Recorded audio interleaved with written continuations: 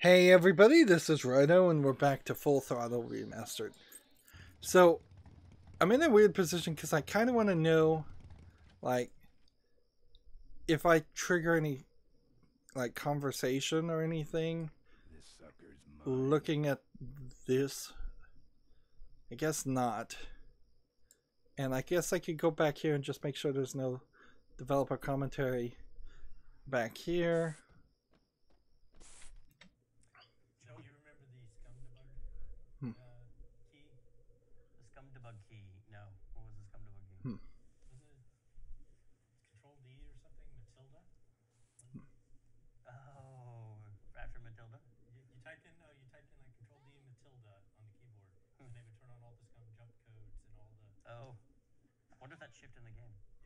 It did? Don't try that. Don't try that at home. Control D, tilt, the what? It's like Control D, and then you type in Matilda. Don't do it. I wonder what that would do. Over here. So let's go talk to Miranda. I wouldn't be surprised if it's Control D Miranda. Time to talk. You know, it's stank in there, but I can't remember a better sleep. You gotta help me. Go find my editor in Corville. Tell him I took pictures of the Corley murder. You got pictures? Yeah. She sends you on this quest to find your editor, and you never even do that. Track the guy to Millweed, but I'm not going near the place. They killed me.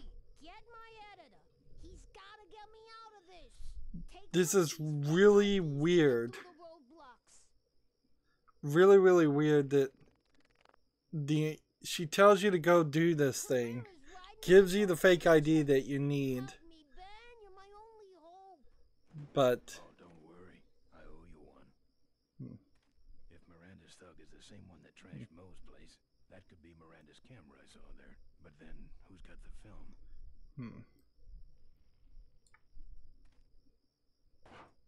Take that. Quit it. And that. Quit it. And that. Quit it. I'm not sure Quit it. how often this is going to happen. And that. Quit it. And that. Quit it. And that. That's what you get for driving off without me. And that. Quit it. Doesn't seem like it's going to do anything.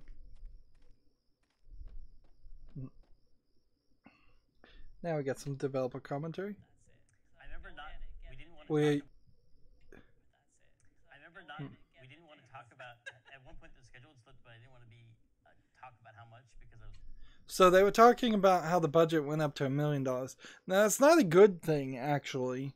The budget went up to $1 million because the schedule slipped, which means they were behind the schedule, and so they were taking longer and costing LucasArts more money, which means that for the game to be successful, it would have to sell more than was expected in the first place. Hey, it's cool. Secret safe with me. What secret? Haven't you been watching the news? Once again, our top story tonight, Malcolm Corley, owner of Corley Motors, was found dead at a rest stop just outside the town of Melonweed. Now I don't see how this would have been a MTV cartoon. Like, this whole scene would have, I think, had to been reanimated. So I imagine this was made after the decision was to actually make this as a game. Is still at large. Roadblocks have been set up along Highway 9 in an effort to apprehend this dangerous and violent criminal. We've been set up. Roadblocks suck. I shouldn't have left the gang there. Yeah, I don't want to hear anything about it. You ain't making me an accessory after the fact. Just lay low, man. And there's no developer commentary here. So let's go ahead and talk to Emmett. I guess. Does the game ever... No, they just call him bartender. And then you can't say grab him. Look, let me tell you what happened. I told you I don't want to get involved.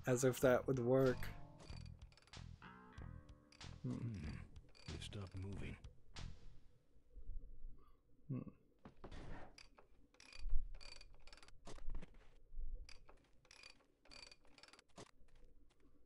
Problem with your truck? Loose hose, nothing big. I already pulled your bike out. It's sitting right over there. Well, nice knowing you. Gotta hit the road, you know.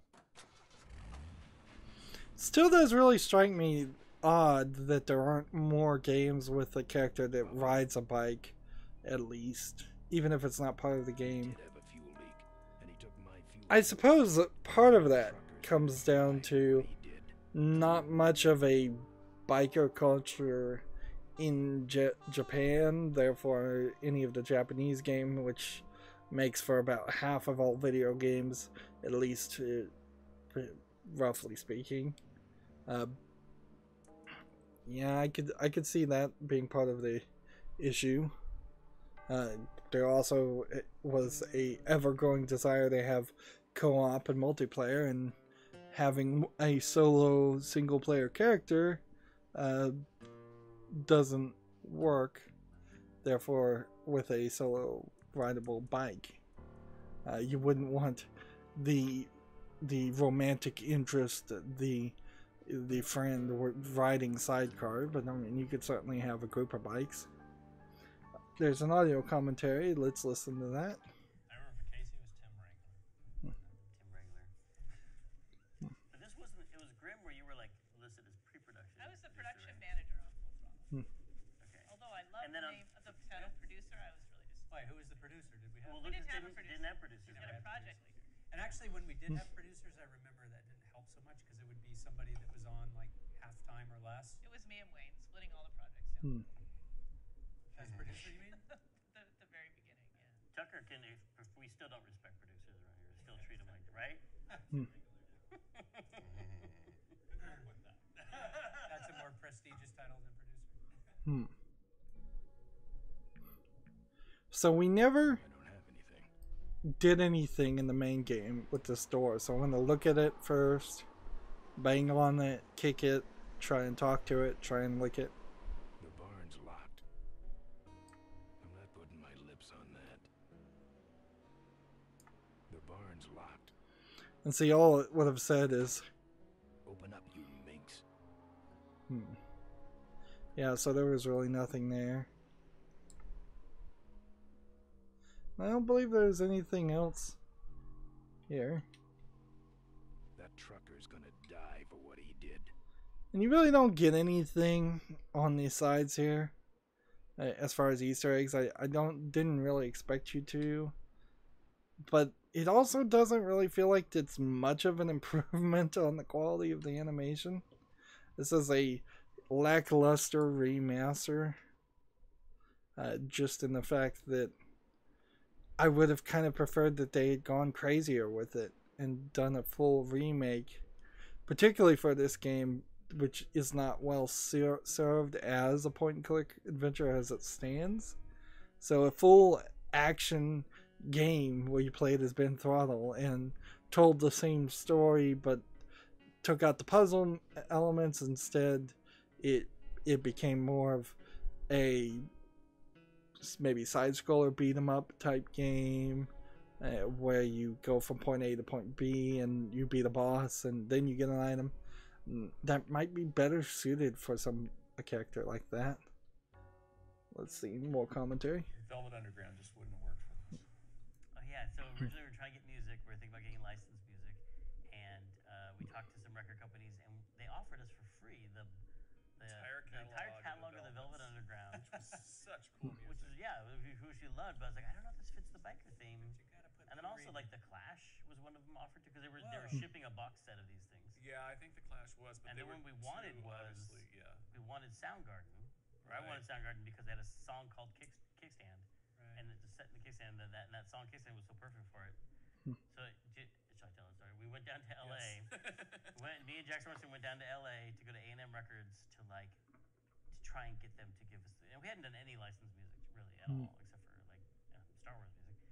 And we showed the game to them. We showed them the CS demo with the gas young executives. They're like, "This is really cool. We really like it." And then like the big guy showed up, and I think he was like either A or M.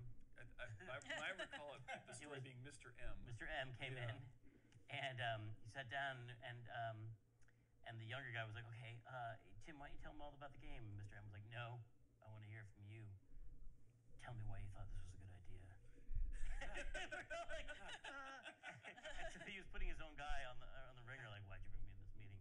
And we talked about it, and actually they were kind of into it until when Jack was talking, they realized that we weren't going to pay them any money. We just wanted to get the song. We were trying to explain that it was going to be exposure for them. Yeah. I don't have anything. Alright, so I think we just need to grab the pillow and get the, what is this? I don't have anything. Tire iron. And that's the insignia of the vultures. I can't believe Mo used to be a vulture. But then again, how else could she have gotten that recoil booster? what's weird is that means she either came back to this in some kind of teenage years time, different from the pictures time where she's a little girl, or she was a vulture as a little girl, which maybe, I mean, maybe this is just some kind of weird world where you're joining motorcycle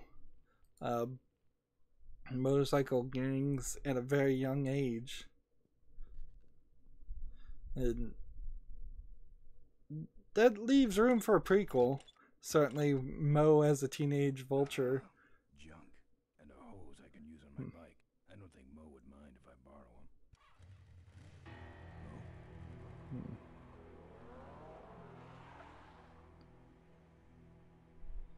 And half the time when Ben runs, he looks cartoony in his running animation.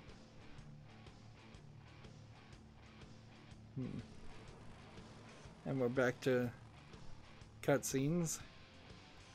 Cutscene after cutscene after cutscene. It's not as bad the second time through because you already know there's really no game waiting for you on the other side of the cutscene. So you can... I feel like I can sit back and just enjoy the ride a little bit more. But most of the time in games, I'd be very frustrated with the idea of having, I'd say at least 20% of this game is a cutscene where you can't do anything. And then you could probably put another 20% into conversations where they're just standing around talking, looking at things, or standing around looking at items, trying to figure out the puzzles. They certainly did have some cinematic direction, but if they've admitted they took a lot of these ideas and scenes from other movies, so I mean, like, I guess they're for the most part stealing ideas.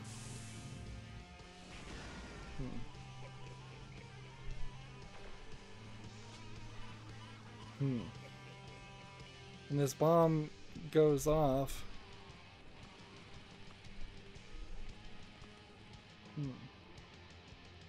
And blows, I guess, him up and the bridge.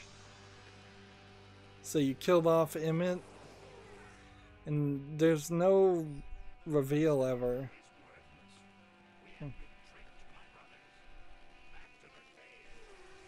Like you would imagine that there should have been some cutscene or more story, more puzzles about the cave fish. She's coming. We just got here first. That means all we have to do is sit here and wait. The cave fish present a great opportunity where you could have easily had Ben Throttle have to negotiate or talk his way through some puzzles to get the ramp Instead, you do a very simplistic puzzle to solve that. Or you could have, you know, just had a fighting ring, one scene down in the cavefish, and made him have to box and fight his way to get the ramp. Let's see what the commentary has to say. Yeah, so where were we with 3D? Like 3D had already entered the world of games, right? But we were like, no, we love 2D stuff, but we have all these vehicles we have to make. Dark Forces was just before this, right? Or just it was concurrent. It was concurrent. It shipped around the same time. It shipped around the same time. That's right. Because we technically shared a wrap and party. that was sort of knocking off Doom to some extent. It was. It had 3D. So was Rebel already happening? Because we had a 3D department. There was like 3 guys. Yeah. I think that's all. I think that's why we had it. What them was for the Rebel Assault stuff. Yeah, I think so. And then I have all these Star Wars game. I'm not sure I'll ever actually try and cover them. They're so old. Material from that anime film Akira, all the motorcycles were like, there is no way we can draw this stuff by hand. But then we were trying to figure out how do we get it to look 2D and just compressing the heck out of the palette and simplifying it. This was a. Yeah, because they probably didn't have the cartoon renderers back then, right? No, we didn't have cell shading or anything. No. So it's just. I remember there was a big struggle was trying to get it to actually match. Yeah, so we were just trying to limit the palette, and then we had the 3D Ben on the bike, and then we would draw over it. And let's look in the semi-truck. I'd call that a road hazard. Yeah, and I think that's all I really needed to do. So let's go ahead and use the bike.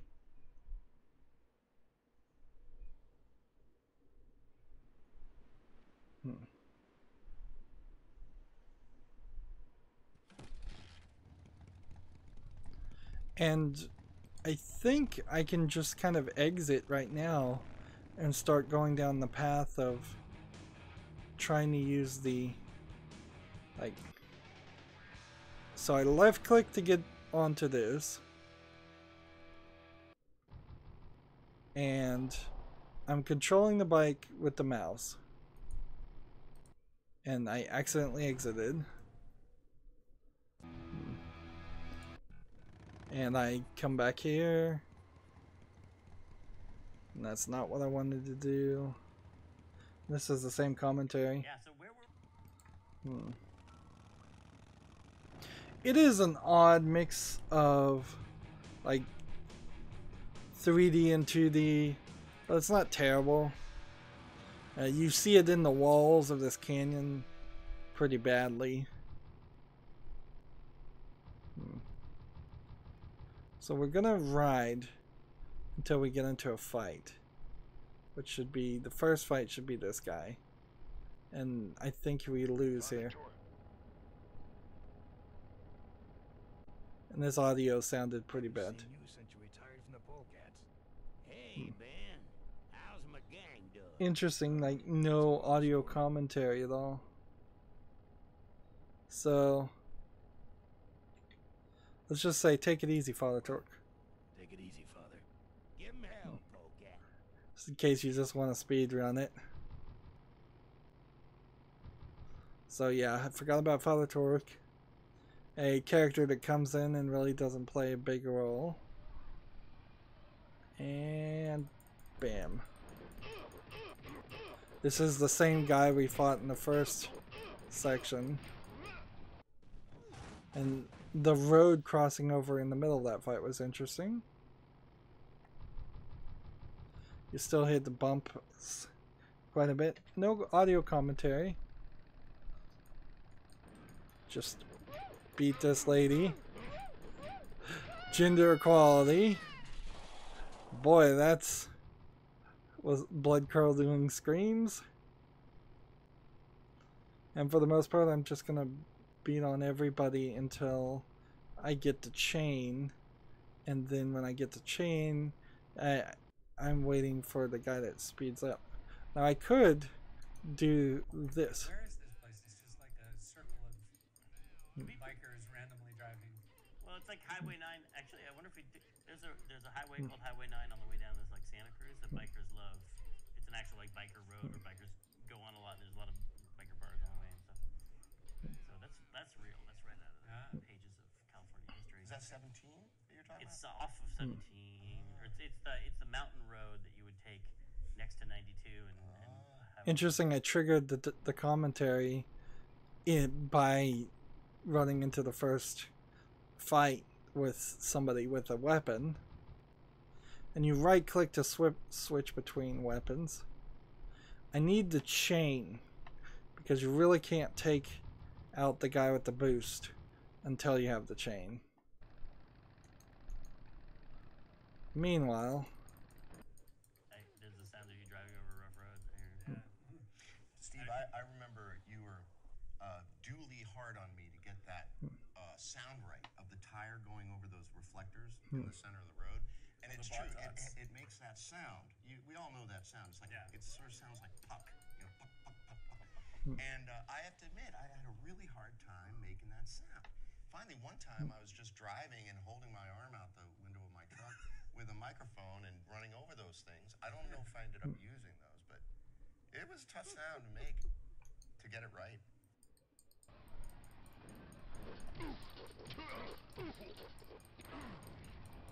and see, that guy was the guy with the board, which I don't really need the board. I don't need the chainsaw. I have the chain. But it might behoove me to just try and take out everybody while I can. The thing about the chain is that it gives you a little bit more reach.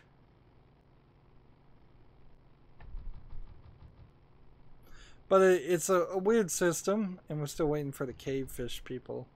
Oh yeah, I need the board because I can't defeat a cavefish without the board, which gives me more reach too.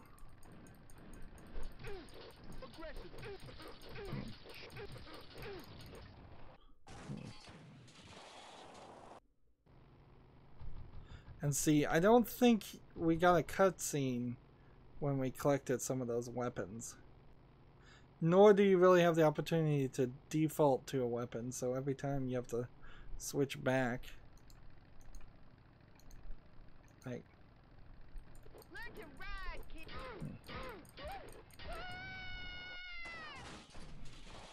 and it's just more efficient to take these people out. But we're kind of looping between characters. And a proper remake, remaster of this would have more people focusing around. Let's see. And it's a little weird that you're fighting the same guys with the same weapons over and over again. That might be the remastered gameplay kicking in. For the most part, it seems like there's real no change.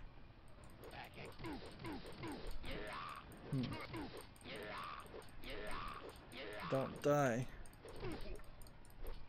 You gotta get that. I don't think I want to get too far, too close or too far. There's the cutscene, and we go over the road, which that looks pretty different from the way it looks in the remastered. That's probably the biggest difference I've seen so far. And we can just go ahead and...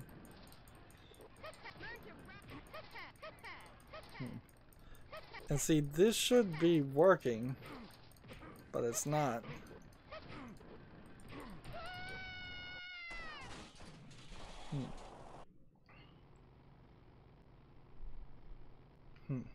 I've already got the achievements, so there's really no reason that I would want to Shouldn't hit a man wearing glasses. Yeah, it seems a little repetitive. Waiting for the cavefish to show up. Which, nothing triggers the cavefish, I think. Well, actually, maybe something does.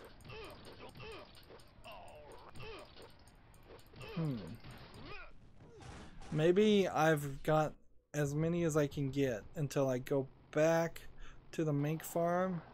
So let's take the exit and see if we trigger something. So not on Mine Road 4, but instead we go all the way one direction, and I imagine maybe I should even go the other direction all the way.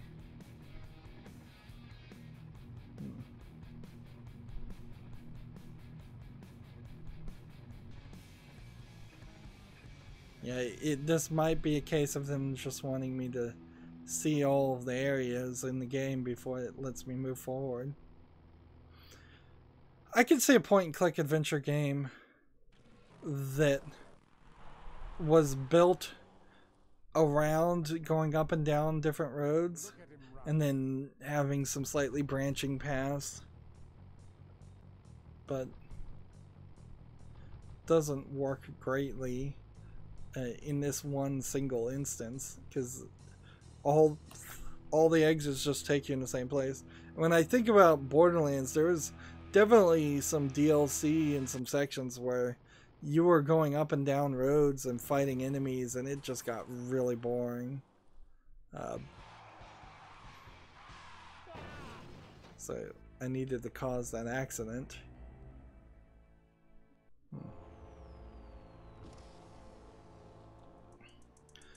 No explanation of the hover cars. It was Nestor's fault. Get in quick. I have a plan. We're going to with a bike. Boss, she already has a bike. Yes, but this one she worked on with her father. It's an emotional thing. Don't try to understand. Now hurry. This is the first time I've even been in this area. And we've got some commentary that we'll listen to in the next recording. Now, we did make progress, but I wouldn't be surprised if this is saying something around 40%. 39% progress. Interesting. Took me more time than I realized to just go through cutscenes, listen to commentary, and get most, but not all, of the weapons that I need to get. That's going to be it for this recording. As always, I ask you to like, share, subscribe, comment, and watch every second of my videos. If you want a friend or follow me on any social media sites, there's a bunch of links down below in the description box. If you want to support me, gift me something on Steam. Thank you for watching,